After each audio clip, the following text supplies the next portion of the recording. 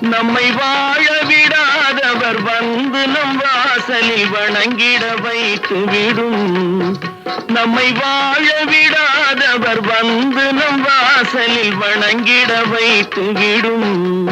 தர்மம் தலை காக்கும், தக்க சமயத்தில் உயிர் காக்கும். கூட இருந்து குழி பறித்தாலும் கொடுத்தது காத்து நிற்கும்.